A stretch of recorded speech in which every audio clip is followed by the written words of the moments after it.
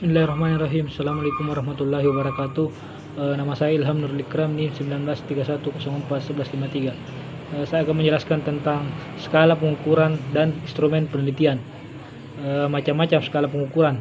Beberapa skala sikap yang dapat digunakan untuk penelitian administrasi, pendidikan, dan sosial antara lain skala Likert, skala Guttman, Semantic Deventria, rating skala.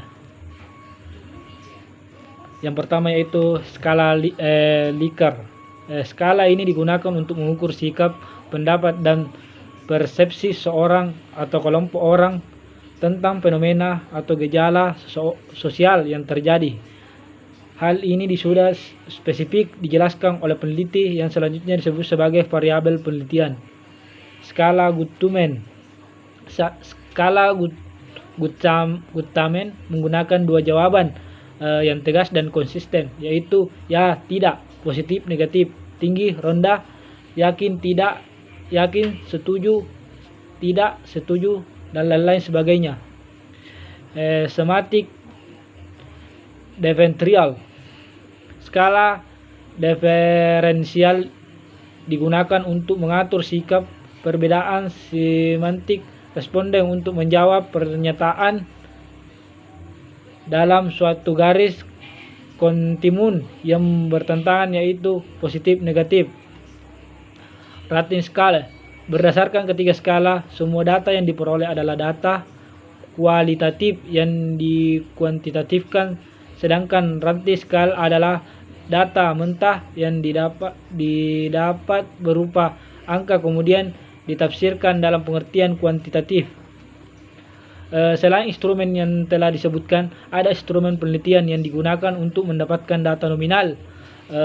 Ada ordinal, yaitu instrumen untuk menjaring data nominal, instrumen untuk menjaring data ordinal.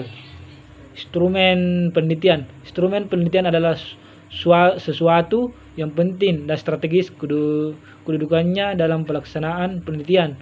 Ada tiga instrumen yang perlu diperhatikan. Yang pertama, instrumen untuk mengukur kepemimpinan. Yang kedua, instrumen untuk mengukur iklim kerja sekolah. Dan yang terakhir, instrumen untuk mengukur prestasi belajar murid. Cara menyusun instrumen. Titik tolak dari penyusunan adalah variabel. Variabel penelitian ditetapkan untuk diteliti. Dari variabel tersebut diberikan definisi operasionalnya, dan selanjutnya ditentukan indikator yang akan diukur. Dari indikator ini kemudian dijabarkan menjadi butir-butir pertanyaan atau pernyataan. Selanjutnya pengujian validitas instrumen.